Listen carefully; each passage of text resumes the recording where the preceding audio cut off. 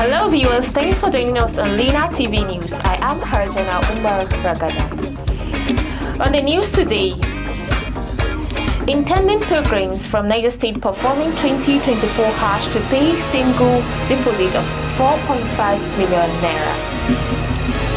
High Court number 1 fixes 13 December 2023 to deliver on the case of culpable homicide against Stephen Gia.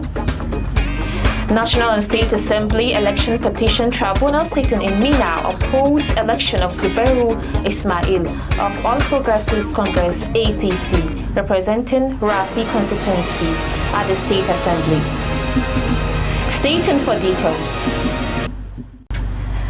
The Executive Secretary, Niger State Pilgrims Welfare Board, Sheikh Muhammad Awal Aliyu, has announced the estimated single deposit of 4.5 million naira for all intended pilgrims from the state performing the 2024 Muslim pilgrimage.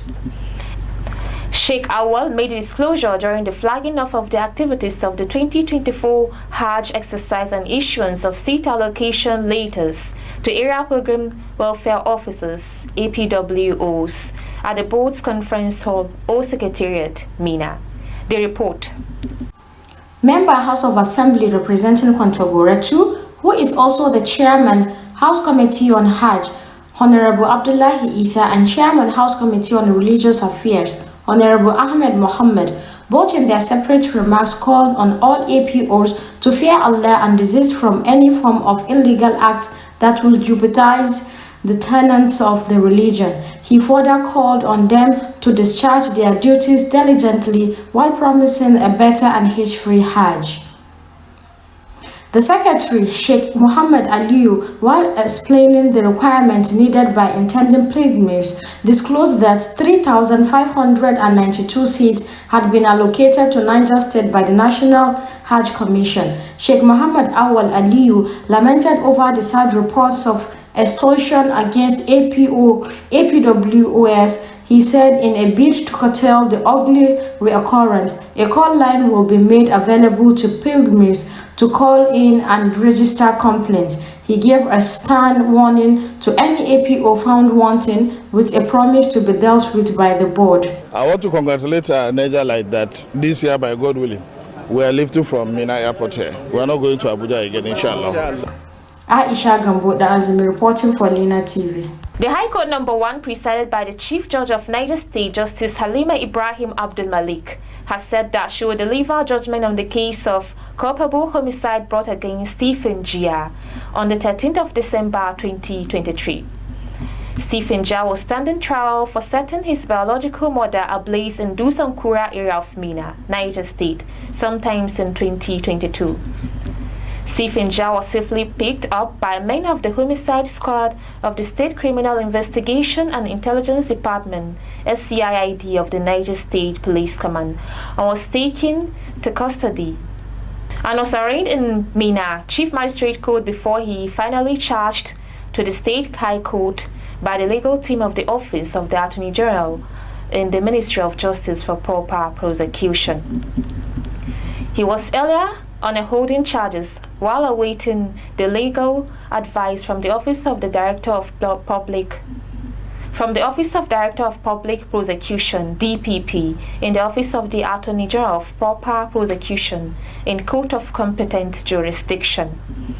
His case file was finally brought from the Ministry of Justice after the legal advice from the Office of the Director of Public Prosecution in the Office of the Attorney General for his onward prosecution in accordance with the provision of Section 221 of the Penal Code Law, which attract death penalty. The Office of the Director of Public Prosecution, DPP, in the Office of the Attorney General in the Ministry of Justice formally charged him to the High Court on the 14th of September 2022 under Section 221 of the Penal Code Law, which attract death penalty if found guilty. Hearing into the case will commence on the 23rd of November 2022, and the Chief Judge had slated the 13th of December 2023 for final judgment. The Justice God's Power Christopher Aguna led National and State Assembly Election Petition Tribunal sitting in Mina High Court Complex Thursday upheld the election of Zubairu Ismaila of the All Progressives Congress APC. Zubairu Ismaila, who contested the March 18 State House of Assembly election to represent Rafi constituency, was challenged by Gambusani Inga of the People's Democratic Party (PDP) on the allegations of overvoting and non-compliance with the provision of the Electoral Act. The petitioner approached the tribunal with the claims that the first respondent, the Independent National Electoral Commission (INEC), only declared the second respondent winner of the March 18, 2023 election, as he alleged that he was duly elected with the majority of the vote cast. According to the petitioner through his counsel, Barrister K.J. Idris, the election of the second respondent was not in compliance with the provision of the Electoral Act 2022, requesting the tribunal to declare the petitioner the duly elected and the rightful winner of the March 18, 2023 National and State Assembly, having won the majority of the vote cast. He said the election was conducted across majority of the polling units and votes of the Rafi State Assembly constituency on the 18th March 2023 was characterized with overvoting, non-compliance in accordance to the provision of the Electoral Act 2022, among other irregularities. He therefore prayed the tribunal to upturn the election of the second respondent and declare the petitioner the rightful winner of the election, having scored the majority of the votes cast. During the pre-hearings trial of the tribunal, the petitioner assembled 7 witnesses and 5 supposed witnesses, as well as 15 exhibits and evidences were all tendered and by the tribunal. While analyzing the evidences and exhibits as tendered and the testimonies of the witnesses, the tribunal asserted that the witnesses contradicted themselves by filling their witnesses on oaths in English and testifying in Hausa language. The tribunal, having perused the exhibits and evidences and the testimonies of the 7 witnesses, hereby dismissed the petition and upheld the election of the second respondent without awarding any cost to the petitioner. Justice God's Power Aguma averred. Speaking to journalists shortly after the verdict, the chairman Rafi Local Council of Niger State, Alhaji Ayuba Katako, described the judgment as a victory for democracy and appealed to the petitioner to come on board to join hands to encourage speedy development of Rafi local government. The chairman further stated that both the respondent and the petitioner are all winners, adding that nobody is a loser in the election and the tribunal. Earlier, the chairman of the People's Democratic Party (PDP) in Rafi local government, Alhaji Aliyu Badi, described the judgment as injurious to democracy. He said the party's critical stakeholders within and outside the state will soon make their next position known to the public on their next line of action.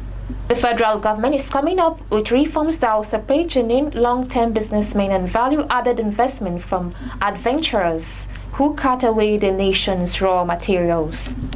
Minister of Solid Minerals Development, Dr. Oladele Alaki, who made this known while addressing the Mining Ministers Forum at the China Mining Week 2023 holding in Tianjin, China, said the imminent mineral development roadmap of the federal government will solve the lingering problems of the sector. He said the proposed Nigerian Solid Minerals Development Company will mobilize domestic, international capital and technology to raise industrial capacity of the sector. He further stressed the importance of geological data to mining, finance, and exploration. Dr. Alaki said the Tinubu administration would invest massively in critical data to make it easier to attract investors to the sector while putting in place standards to protect the environment. The minister said the government was currently engaging artisanal miners to join cooperatives to form small enterprises to widen their access to training, extension services, machinery, and credit. Allaying the fears of interferences in Malian operations by subnational agencies, Dr. Alake said the Tinubu administration has developed cordial relations between the federal and state governments, as the recent meeting with the Governors Forum was an indication to resolve pertinent issues. And that's about the size of our package on Lena TV News. Do have to follow us on our social media handles at Lena TV 247 or visit our website www.lenatv.com.ng.